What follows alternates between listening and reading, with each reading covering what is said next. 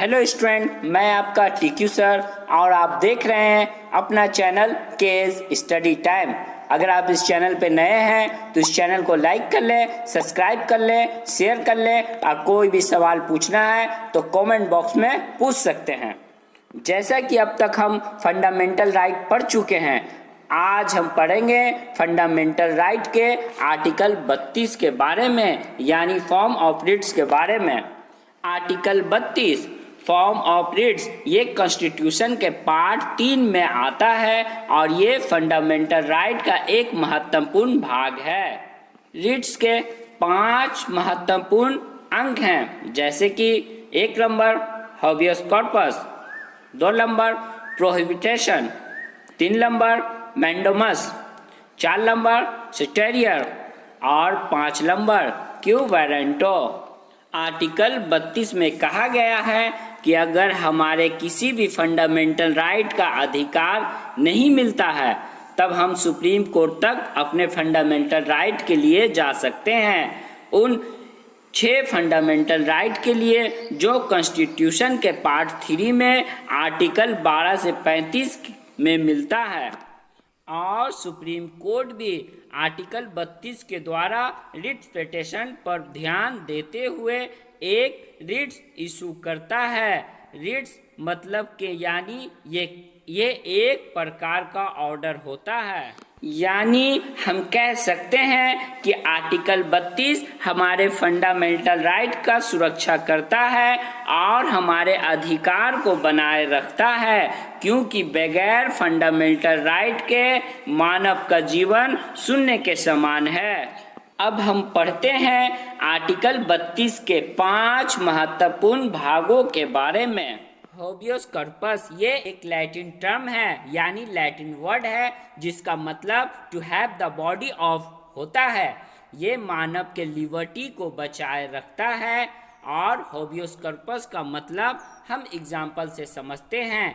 जब किसी भी इंसान को कोई जुर्म में पुलिस के द्वारा पकड़ा जाए और फिर उसे 24 घंटे के अंदर मजिस्ट्रेट के सामने पेश ना किया जाए तो यह इल्लीगल कहलाएगा। तब हॉबियस कॉर्पस के राइट्स के द्वारा उसे 24 घंटे के अंदर मजिस्ट्रेट के सामने लाए जाने वाले अधिकार को हॉबियस कॉर्पस कहते हैं। मैंडोमस का मतलब टू डू योर जॉब, यानी पब्लिक ऑफिसर अपना काम करे। एग्जाम्पल में हम कह सकते हैं, अगर कोई इंसान थाने में जाकर अपना कोई रिपोर्ट लिखाना चाहता है और वहाँ रिपोर्ट नहीं लिखा जा रहा है, या कोई और ऑफिशियल काम हो और वहाँ के कर्मचारी घूस मांग रहे हैं, या कोई ऑफिशियल कर्मचारी अपना सही से काम नहीं कर रहे हैं, तब आप सुप्रीम कोर्ट में रिट्स पिटीशन डाल सकते हैं, जिसमें कोर्ट इन सभी को सही से कार्य करने का आदेश देगा और आर्टिकल 19 की रक्षा करेगा, जिसमें आप अपने पसंद का कार्य कर सकते हैं।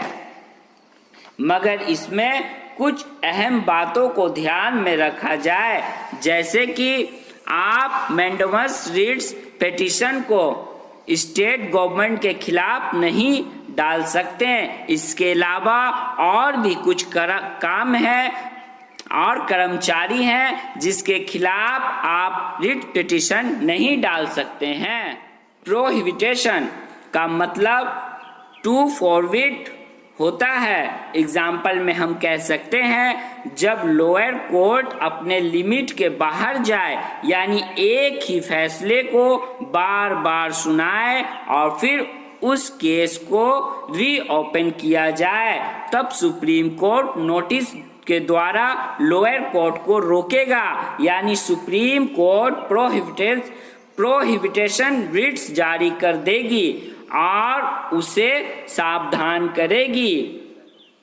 स्टेरियर का मतलब प्रोड्यूस द सर्टिफिकेट होता है, यानी एग्जाम्पल में हम कह सकते हैं, अगर कोई फैसला हाई कोर्ट सुनाता है या फैसला सुनाने वाला हो और यह हाई कोर्ट में बहुत ज़्यादा केस हो और उससे थोड़ा वक्त ज़्यादा लगता हो, तब इन सब बातों को ध्यान में रखते हुए सुप्रीम कोर्ट हाई कोर्ट में स्टेरियर रिट्स लगा सकता है और कोई भी अपर कोर्ट लोअर कोर्ट के केस को अपने अंडर ले सकता है स्टेरियर लगाकर।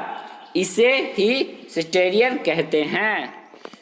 क्यू वारंटो का मतलब inquiry into the legality of claim of a person to a public office होता है। यानी हम एग्जाम्पल में समझते हैं, अगर कोई इंसान पब्लिक ऑफिसर बना है, कोई घूस लेकर या किसी तरह के पोस्ट पर है जिसका आयु 60 तक आखिरी है, यानी एज लिमिट 60 वर्ष तक कहा गया है, मगर वह 62 वर्ष के आयु होने के बाद भी किसी खास कारणों से उस पद पर कार्य कर रहा है, तब रिट्स पिटीशन के द्वारा सुप्रीम कोर्ट इस पर सवाल पूछ सकता है और इस सवाल के कार्य को ही क्यू वारंटो कहते हैं। और आर्टिकल 32 यहीं समाप्त होता है। उम्मीद है कि आपको हर एक बात समझ में आया होगा, जो कोशिश किया गया है कि बड़ा ही आसान तरीका से